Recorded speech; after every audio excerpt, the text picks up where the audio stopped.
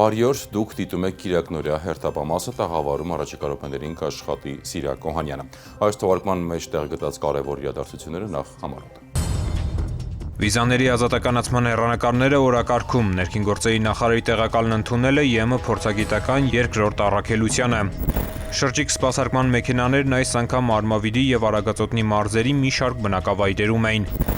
Բացահայտվել է առանձնակի դաժանությամբ կատարված սպանությունը, 4 անձ կալանավորվել է։ Ազգային ժողովի պաշտպանության և անվտանգության հարցերի մշտական հանձնաժողովի նախաձեռնությամբ հրավիրվել են խորհրդարանական լսումներ, որի հիմնական զեկուցող ներքին գործերի նախարարության ոստիկանության պետ, ներքին գործերի նախարարի տեղակալ Արամ Հովհաննիսյանը իր ելույթում անդրադարձել է ճանապարհատրանսպորտային պատահարների տվյալներին, մանրամասնել դրանց պատճառները, ընդգծելով, որ նախորդ տարվա համեմատ պատահարների թիվը նվազել է 6.5%-ով։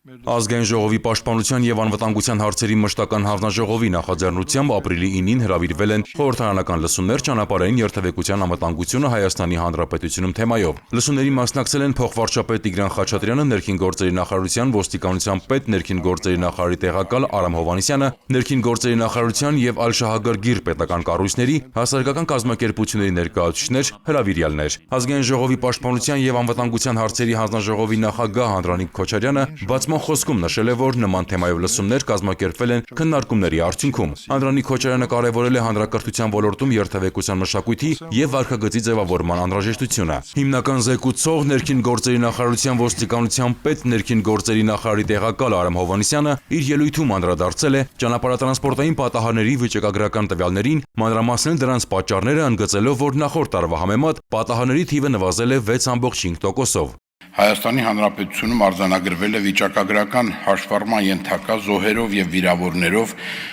4314 ճանապարհատրանսպորտային պատահար, որոնց հետևանքով զոհվել է 333, մարմնական վնասվածքներ ստացել 6116 մարդ։ Նախորդ տարվա համեմատությամբ պատահարների քանակը նվազել է 299-ով կամ 6.5%-ով, զոհերի թիվը 45-ով, մարմնական վնասվածքներ ստացած անձանց թիվը 421-ով։ Ծանրության գործակիցը, այսինքն զոհերի թիվը հարաբերակցությունը տուժածների թվին կազմում է 5:1, որը նախորդ տարվա 5:5 ցուցանիշի համեմատությամբ նվազել է 0.4%-ային կետով։ Եթե 2023 թվականին տեղի ունեցած պատահարների հետևանքով յուրաքանչյուր 1000 տուժածներից զոհերի թիվը եղել է 55, ապա այս տարի այդ թիվը նվազել է 4-ով և կազմում է 51։ Ճանապարհատրանսպորտային պատահարների քանակի և դրանց հետևանքով զոհերի և վնասվածքներ ստացած անձանց թվի նվազումը առավելապես պայմանավորված է 2024 թվականին հանրապետության ամբողջ տարածքում պարեկային ծառայության գործունեությամբ, այդ թվում խիստ և թիրախային վարչարարության իրականացմամբ։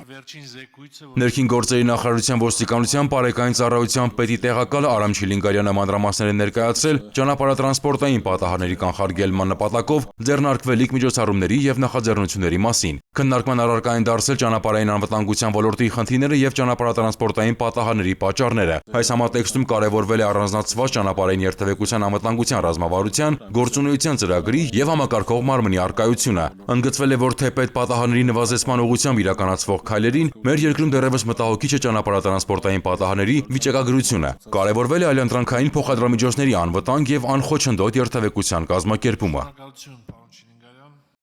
Ներքին գործերի փոխնախարար Արմեն Ղազարյանն ընդունել է Եվրոպական միության փորձագիտական երկրորդ առաքելությանը։ Հանդիպման անդրադարձ է կատարվել ոստիկանության գործառույթների կենտրոնացման, ուժի կիրառման նոր ստանդարտի գործադրման, ինչպես նաև թիրախային այլ ուղղություններում իրականացված էական փոփոխություններին։ Հանդիպումների ավարտին Եվրոպական միության առաքելության փորձագետները շրջայց են կատարել պարեկային ծառայության և օպերատիվ կառավարման նորակառույց կենտրոնի վարչական համալիրում։ Եվրոպական միության հետ վիզաների ազատականացման երկխոսության շրջանակում ներքին գործերի նախարարի տեղակալ Արմեն Ղազարյանն ապրիլի 7-ին ընդունել է Եվրոպական միության փորձագիտական երկրորդ առաքելությանը։ Հանդիպմանը մասնակցում էին ներքին գործերի և արտաքին գործերի նախարարությունների ներկայացուցիչներ, Եվրոպական միության անդամ երկրների ոլորտային փորձագետներ, Եվրոպական հանձնաժողովի և Եվրոպական միության պատվիրակության ներկայացուցիչներ։ Արմեն Ղազարյանը ներկայացրել է ներքին գործերի նախարարության ինստիտուցիոնալ բարեփոխումները։ անդրադառնալով ոստիկանության գործառույթների կենտրոնացման, ֆունկցիոնալ նոր մոդելի ներդրման, քաղաքացիական կառավարման անցման, ուժի կիրառման նոր ստանդարտի գործադրման, ինչպես նաև թիրախային այլ ուղղություններում իրականացված էական փոփոխություններին։ Անդրադարձ է կատարվել հանցավորության կանխարգելման միասնական ռազմավարության մշակման աշխատանքներին, ինչպես նաև թմրամիջոցների դեմ պայքարի ռազմավարության նախագծի դրույթներին։ Եվրոպական միության առաքելության փորձագետները ապրիլի 7-ից 11-ը իրականացնելու են Հայաստանի Հանրապետության պատրաստվածության ընդհանուր գնահատում, հանրային անվտանգության, արտաքին հարաբերությունների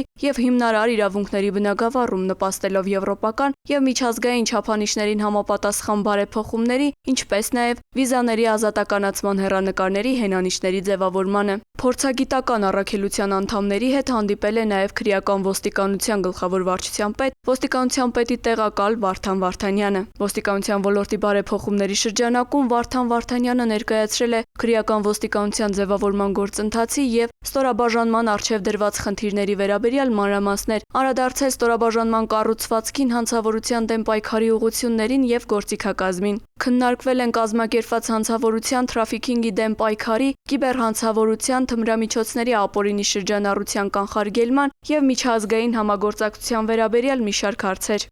Համայնքային ոստիկանության գլխավոր վարչության պետ, ոստիկանության պետի տեղակալ Կարեն Հակոբյանը Եվրոպական միության առաքելության փորձագետների հետ հանդիպման ընթացքում ներկայացրել է հենասյունային ուղղության կառուցվածքի, գործառույթների և համայնքային ստորաբաժանումների աշխատանքի վերաբերյալ մանրամասներ։ Փոխոստիկանապետը մասնավորապես անդրադարձել է քաղաքացի համայնքային ոստիկան կապի, ինչպես նաև ընտանեկան բռնության դեպքերին հակազդելու, անչափահասներին հանցավորությունից զերծ պահելու և հանցագործությունների կանխարգելման ուղղությամբ իրականացվող աշխատանքներին։ Ներքին անվտանգության և հակակոռուպցիան վարչության պետի ժամանակավոր պաշտոնակատար Գնել Սիմոնյանը ներկայացրել է ստորաբաժանման առջև դրված խնդիրներն ու ներքին վերահսկողության գործիքակազմերը, մատնանշելով ծառայողների կարգապահության, օրինականացման ապահովման ուղղությամբ իրականացվող աշխատանքներն ու արդյունքները։ Քննարկվել են նաև Եվրոպայի խորհրդի կոռուպցիայի դեմ պայքարի պետությունների խմբի առաջարկությունների, իրավապահ մարմինների միջև համագործակցության ուղղությունների վերաբերյալ հարցեր։ Փորձագետները բարձր են գնահատել նախարարության բարեփոխումների ընթացքը, կարևորելով հանցավորության կանխարգելման և հասարակական անվտանգության ամրապնդման ուղղությամբ ձեռնարկվող քայլերը։ Այցի շրջանակում Եվրոպական միության փորձագետները հանդիպումներ են ունենալու նաև շահագրգիռ մյուս գերատեսչությունների ներկայացուցիչների հետ։ Դեռևս նախորդ տարվանից ներդրվել է տեսալուսանկարահանող սարքերով արձանագրված իրավախախտումների տուգանքները 20%-ով նվազ վճարելու բոնուսային համակարգ։ 20% նվազ վճարելու խրախուսական նորմից օգտվելու հնարավորություն է ստացել ավելի քան 95,900 վարորդ։ Ներքին գործերի նախարարությունում ընթացող համապարփակ բարեփոխումների շրջանակում դեռևս նախորդ տարվանից ներդրվել է տեսալուսանկարահանող սարքերով արձանագրված իրավախախտումների տուգանքները 20%-ով նվազ վճարելու բոնուսային համակարգը։ Խրախուսական այս նորմից օգտվելու հիմնական պայմանը roadpolice.am կայքում էլեկտրոնային ծանուցման համակարգի ակտիվացումն է։ Դրանից հետո վարորդը էլեկտրոնային փոստով կստանա վարչական իրավախախտման վերաբերյալ որոշումը արդեն 20%-ով պակաս։ Օրինակ 5000 դրամ տուգանված լինելու պարագայում անձը կվճարի 4000 դրամ։ Իդեպ համակարգը չի փոխարինում SMS ծանուցմանը։ Մինչ օրս համակարգում գրանցվել և 20% նվազ վճարելու խրախուսական նորմից օգտվելու հնարավորություն են ստացել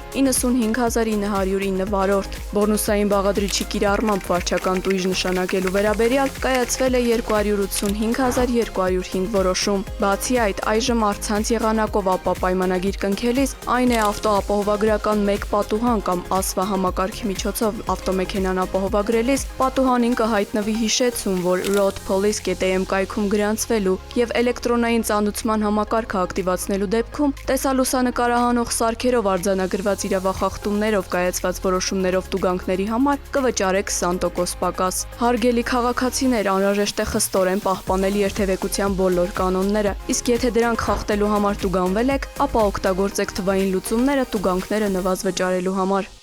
Ներքին գործերի նախարարության շրջիկ սպասարկման մեքենաներն այս անգամ Արմավիրի և Արագած օդնի մարզերի Ամբերդ, Դաշտ, Արագած, Երվանդաշատ և Ծիլքար համայնքներում էին։ Այս ձևաչափը նպաստում է քաղաքացիների և պետական համակարգի միջև փոխվստահության ամրապնդմանը, մատուցելով ծառայություն այնտեղ, որտեղ դրա կարիքը կա։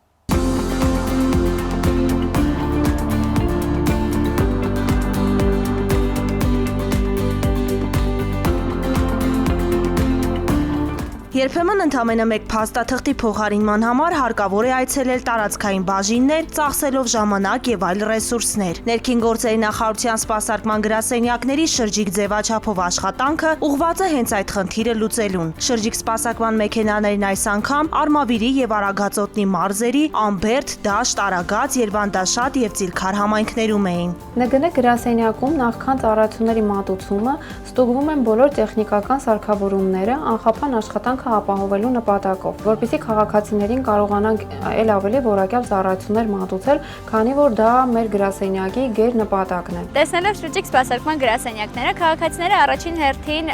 զարմանում են, մոտենում եւ հարցնում արդյոք ինչ ծառայություններ ենք մատուցում, եւ երբ ներկայացնում ենք, որ հնարավորություն ունեն օրինակ փոխելու վարորդական իրավունքի վկայականները կամ վերականգնելու հաշվառման վկայագրերը, նրանք նշում են, որ նմանատիպ այցերը ցանկալի է որ ավելի հաճախակի կազմակերպվեն, որպեսզի կարողանան իրենց փաստաթղթային հարցերը ավելի հեշտ եւ արագ կազմակերպել հենց իրենց իսկ բնակավայրերում։ Այս ձևաչափով սպասարկման ամենահատկանշական եւ դրական կողմը այն է, երբ քաղաքացիներից ստանում ենք իրենց գոհունակությունը եւ երախտագիտության խոսքերը նման ծառայություն մատուցելու համար։ Օրվա ավարտին ամփոփում ենք դիմումների քանակը, ստուգում փաստաթղթերը, որպեսզի կարողանանք փաստաթղթերն արդեն ուղարկել տպագրման քաղաքացիներին պատշաճ կարգով իրենց փաստաթղթերը, անձնագրերը հանձնելու համար։ Ներքին գործերի նախարարության սպասարկման գրասենյակները ընդունված դիմումների հիման վրա թողարկված փաստաթղթերը տրամադրելու նպատակով ապրիլի 11-ին կրկին կլինեն նույն համայնքներում։ Մենք վերադարձանք եւ շարունակում ենք թողարկումը։ Վերջերս լայն տարածում են ստացել տարբեր բանկերի անունից սոցցանցերում տեղադրվող տարաբնույթ կեղծ հայտարարությունները, որոնք հանդիսանում են հաճախորդների բանկային տվյալներին տիրանալու, ապա նրանց անվամբ վարկեր ձևակերպելու եւ գումարներ հափշտակելու միջոց։ Իմ գործընկեր Մարիամ Ղազարյան անդրադարձել է հայաստանյան բանկերից մեկի անունից տարածվող կեղծ հայտարարություններին եւ հափշտակության մեխանիզմներին։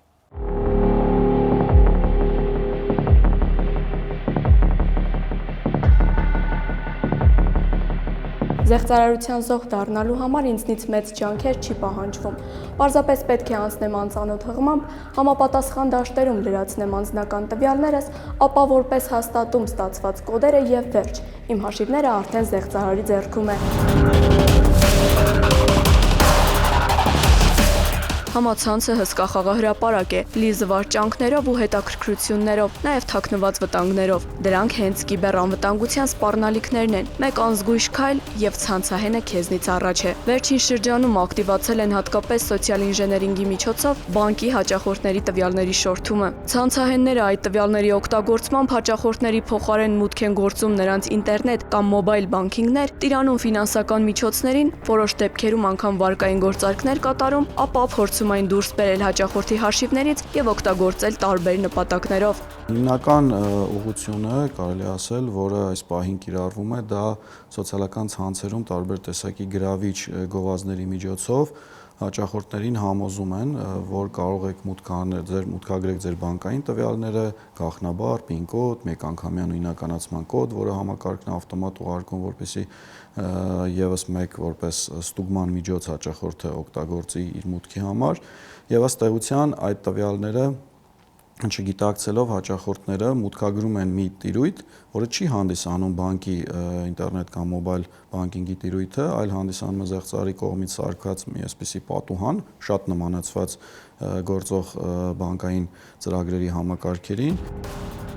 Վերջին շրջանում հատկապես մեծ տարածում են գտել ID բանկի անունից տարածվող կեղծ գովազդները։ Հաճախորդներին գրավելու նպատակով զեղծարարները սոցիալական ցանցերում տարածում են գովազդներ, ըստ որոնց առաջին հայացքից բանկի կայքում ինչ-որ անմեղ գործողություններ անելուց, օրինակ բանկի ծառայությունների մատուցման որակը գնահատելու հարցմանը մասնակցելուց հետո հաճախորդը որպես շահում ստանալու է որոշակի գումար։ Հիմնական խայծն այն է, որ կայքը ստեղծված է արհեստական բանականության օգնությամբ եւ հնարավորինս նմանեցված է բանկի պաշտոնական մինչդեռ հղումը ակնհայտ տարբերվում է պաշտոնականից։ Մարդիկ երբ որ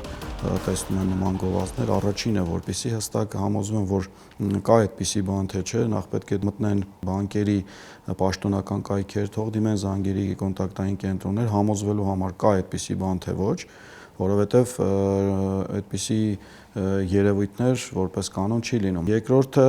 տվյալները մուտք անելուց առաջ անպայման համոզվել որտեղ եք ձեր տվյալները մուտք անում։ Արդյոք այդ հասցեն ձեզ հայտնի է կամ պատկանում է տվյալ ֆինանսական կազմակերպությանը։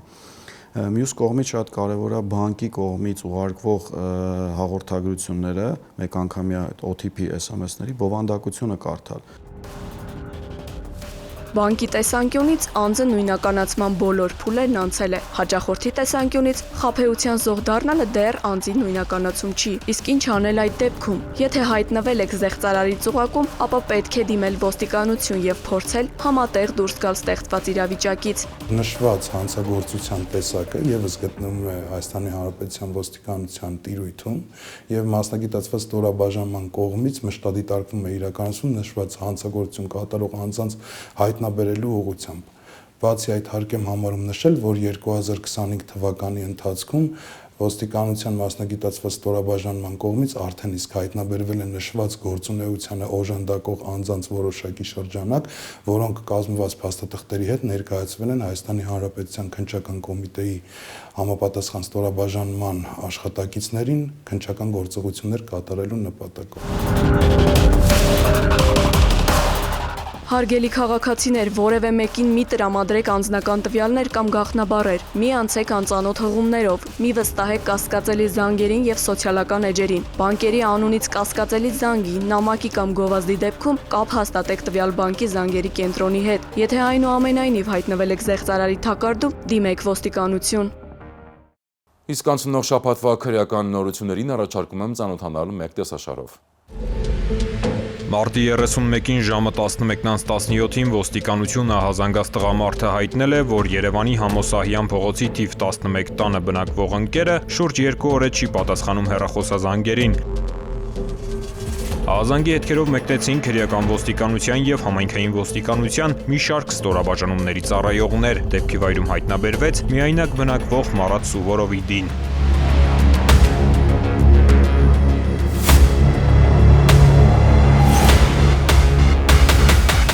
54-ամյա տղամարդու ոտքերը ձեռքերը կապված էին։ Մարմնի տարբեր մասերում կային մի քանի տասնյակից ավելի կտրած ծակած վնասվածքներ։ Դին գտնվում էր ննջարանում, հատակին, որտեղ ամբողջությամբ անանման հետքեր էին։ Մարատ Սուվորովի տան դուռը բաց էր։ Տունը խառնշտված էր։ Ակնհայտ էր, որ գործ ունենք առանձնակի դաժանությամբ եւ շահադիտական դրդումներով սպանության հետ։ Մարատ Սուվորովը զբաղվում էր թանկարժեք մետաղադրամների առքու վաճառքով։ Դեպքի վայրում, մասնավորապես տան նախասրահում թափված մետաղադրամներ կային։ Վարկած առաջ քաշվեց, որ սպանությունը կատարվել է բնակարանում եղած թանկարժեք մետաղադրամները հափշտակելու նպատակով։ Քրեական ոստիկանության գլխավոր վարչության, Երևան քաղաքի վարչության մարդու դեմ ուղղված հանցագործությունների դեմ պայքարի բաժնի ծառայողներն անցան օպերատիվ հետախուզական ծավալուն միջոցառումների իրականացմանը, որոնք արդյունք տվին դեպքից ընդամենը ժամեր անց։ Առանձնապես ծանր հանցանք կատարելու կասկածանքով մեր տեսադաշտում հայտնվեցին 4 անձին։ Պարզեցին, որ Երևանի բնակիչներ 58-ամյա Վահրամ Ան եւ 35-ամյա Արամ Օն դեռևս 2024 թվականին ամռանը Մարատ Սուվորովին են փոխանցում հափշտակված մետաղադրամներ Մարատ Սուվորովի կողմից վաճառելու նպատակով։ Այս արդիվ նրանց միջև ձևավորվում է որոշակի հարաբերություններ, ինչի արդյունքում նրանք տեղեկացվում են, որ Մարատ Սուվորովը իր մոտ մշտապես պահում է թանկարժեք մետաղադրամներ։ Երևանի քրեական ոստիկանները պարզում են նաև, որ Վահրամ Ան եւ Արամ Օն Մարատ Սուվորովի բնակության կոնկրետ հասցեն պարզելու նպատակով դիմել են իրենց ծանոթ Երևանի բնակիչ 28-ամյա Հարութ Կ-ին։ Վերջինս, այսպես ասած, հետևել է Մարատ Սուվորովին, պարզել նրա տան հասցեն եւ տվյալը փոխանցել Վահրամ Ային եւ Արամ Օ-ին։ Ուշագրավ է, որ Մարատ Սուվորովի բնակության հասցեն իմանալուց հետո Վահրամ Ան եւ Արամ Օն Երևանի Համոսահյան փողոցի մոտակայքում Մարատ Սուվորովից հափշտակություն կատարելու մի քանի անհաջող փորձ են կատարել, պայմանավորված փողոցը մարդաշատ լինելու հանգամանքով։ Իրենց անձավոր մտադրությունը բարեհաջող իրականացնելու նպատակով Երևանի բնակիչ 58-ամյա Վահրամ Ան այդ մասին հայտնել է նաև 38-ամյա որդուն։ Նախնական տվյալներով 2025 թվականի մարտի լույս 30-ի գիշերը Արամ Օն, Վահրամ Ան եւ նրա որդին վերջինիս օպելով գնացել են Երևանի Համոսահյան փողոց։ Արամ Օն եւ Վահրամ Ան ապօրինի մուտք են գործել միայնակ բնակվող Մարատ Սուվորովի առանձնատուն, կապել նրա ձեռքերն ու ոտքերը, սուր կտրող ծակող առարկայով բազմաթիվ հարվածներ են հասցրել մարմնի տարբեր մասերին, այդ թվում կոկորդին, ինչի հետևանքով Մարատ Սուվորովը մահացել է։ Այնուհետև նրա բնակարանից հափշտակել են թանկարժեք մետաղադրամներ եւ այլ իրեր։ Այդ ընթացքում Վահրամ Այի որդին եղել է ավտոմեքենայում, սպասելով Մարատ Սուվորովի տուն մտած հորն ու Արամ Օին։ Օպերատիվ աշխատանքի արդյունքում մեզ հաջողվեց պարզել, որ Մարատ Սուվորովի բնակարան մտած Արամ Օն եւ բնակության վայրը պարզած Հարութ Կ-ն դեպքի հաջորդ օրը 2025 թվականի մարտի 31-ին մեկնում են Տավուշի մարզ ՀՀ սահմանը հատելու եւ գողունը Հայաստանից դուրս իրացնելու նպատակով։ Սակայն չեն հասցնում դա անել, քանի որ նրանք մեր կողմից ձերբակալվում եւ տեղափոխվում են քրեական ոստիկանության գլխավոր վարչության Երևան քաղաքի վարչություն։ Արամ Օյի անձնական խուզարկությամբ հայտնաբերվել է Մարատ Սուվորովին պատկանող դրամապանակը, Գրիգոր Նարեկացու պատկերով ոսկյա շքանշան եւ մի քանի տասնյակ արծաթե ու բրոնզե մետաղադրամներ։ Հետագա միջոցառումների արդյունքում պարզվել է նաեւ Վահրամ Այի եւ նրա որդու գտնվելու վայրերը։ Նրանք եւս հայտնաբերվել ու ձերբակալվել են։ 4-ն էլ ներկայացվել են Արաբկիր վարչական շրջանի քննչական բաժին։ Արամ Օյի եւ Վահրամ Ային ներկայացվել են մի խումբ անձանց կողմից շահադիտական դրդումներով առանձնակի դաշնության սպանություն եւ բնակարան ապօրինի մուտք գործելով ավազակություն կատարելու մեղադրանք։ Վահրամ Այի որդուն եւ Հարութ Կ-ին ներկայացվել է բնակարան ապօրինի մուտք գործելով ավազակություն կատարելուն հանցակցելու մեղադրանք։ 4-ն էլ կալանավորվել եւ տեղափոխվել են քրեակատարողական հիմնարկներ։ Նախաքննությունը շարունակվում է։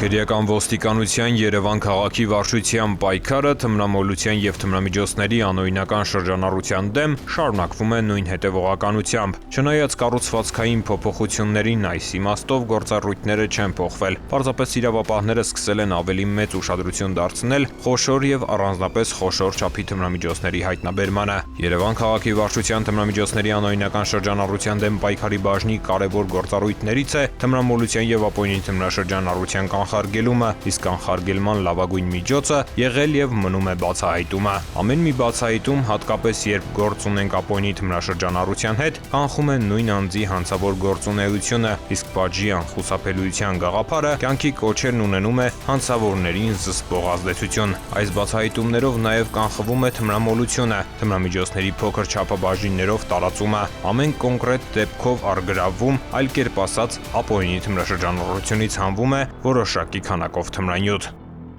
Թմրամոլության եւ թմրամիջոցների ապօրինի շրջանառության դեմ պայքարում անհրաժեշտության դեպքում համագործակցում ենք համայնքային ոստիկանության բաժինների, մեր գործընկերների, ինչպես նաեւ իրավապահ այլ կառույցների հետ։ Բայց մեր բացահայտումների գերակշիռ մասը բաժնի ծառայողների աշխատանքի արդյունք է։ Վերջին շրջանում հենց այս բաժնի ուժերով բացահայտվել են խոշոր եւ առանձնապես խոշոր չափի թմրանյութեր պահելու եւ իրացնելու դեպքեր։ Օրինակ մի դեպք բացահայտվել է ապրիլի 4-ին։ Իրացնելով ստացած օպերատիվ տեղեկությունը Երևան քաղաքի վարչության թմրամիջոցների անօրինական շրջանառության դեմ պայքարի բաժնի ծառայողները ապրիլի 4-ին Իսահակյան Տերյան փողոցների խաչմերուկում թմրամիջոց ապօրինի պահելու, օգտագործելու եւ իրացնելու կասկածանքով ձերբակալել եւ վարչություն են տեղափոխել Երևանի փոքր կենտրոնի բնակիչ 41 եւ 49 տարեկան երկու տղամարդու։ Առաջինի անձնական խուզարկությամբ հայտնաբերվել են մեթադոնային լուծույթի 6 տարա, մեթամֆետամինի, կոկաինի, մարիխուանայի նմանվող զանգվածներ եւ հոգեմետ 2 դեղահապ։ Երկրորդի խուզարկությամբ հայտնաբերվել է մեթադոնային լուծույթի 7 տարա, մեկը կոնկրետ այլ անձի անվամբ։ Դեպքի արդիվ կենտրոն եւ Նոր Մարաշ վարչական շրջանի քննչական բաժնում նախաձեռնվել է քրեական վարույթ։ Հատուկ ուշադրություն ենք դարձնում տելեգրամյան ալիքների միջոցով թմրամիջոցների անօրինական շրջանառության, այսպես ասած տեղադրման դեպքերին։ Նման երկու դեպք բացահայտեցինք մարտի 31-ին եւ ապրիլի 1-ին։ Թմրանյութի ապօրինի իրացման մի դեպք էլ բաժնի քրեական ոստիկանները բացահայտեցին ապրիլի 1-ին։ Ըստ օպերատիվ տեղեկության Նազարբեկյան թաղամասում ժամանակավոր բնակվող օտարերկրացի 29-ամյա երիտասարդը ապօրինի պահում, օգտագործում եւ իրացնում էր թմրանյութ։ Ապրիլի 1-ին ժամը 18-ին ներքին Շենգավիթում նա ձերբակալվեց եւ իր վարած ավտոմեքենայով հանդերձ տեղափոխվեց Վարշություն։ Նրա խուզարկությամբ հայտնաբերվեց մարիխուանայի նմանվող զանգվածով 23 փաթեթ, ավելի քան 48 գրամ ընդհանուր քաշով։ Դեպքի արդիվ Շենգավիթ վարչական շրջանի քննչական բաժնում նախաձեռնվել է քրեական վարույթ։ Մարտի 31-ին գիշերվա ժամը 2-ին մոտ Մայրաքաղաքի Արարատյան փողոցում նույն կասկածանքով ձերբակալվել եւ բաժին է տեղափոխվել նույն փողոցի բնակիչ 30 եւ 37 տարեկան երկու տղամարդ։ Առաջինի խուզարկությամբ հայտնաբերվել է կաթուցիչ, մեթամֆետամինով զանգված եւ մարիխուանայով լցված 4 փաթեթ։ Երկրորդի մոտ տեղնականաչովում զանգվածով 45 փաթեթ կար, ընդհանուր մոտ 90 գրամ քաշով եւ 226 գրամի նույն զանգվածով լցված պոլիէթիլենային փաթեթ, էլեկտրոնային կշեռք, նաեւ ծալովի դանակ։ Ըստ վերջինիս մարիխուանան մի օտարերկրացուց ձեռք է բերել 690,000 դրամով։ Ձեռնարկվում են միջոցառումներ նրան թմրամիջոցն իրացրած օտարերկրացուն հայտնաբերելու ուղղությամբ։ Շենգավիթ վարչական շրջանի քննչական բաժնում նախաձեռնվել է քրեական վարույթ։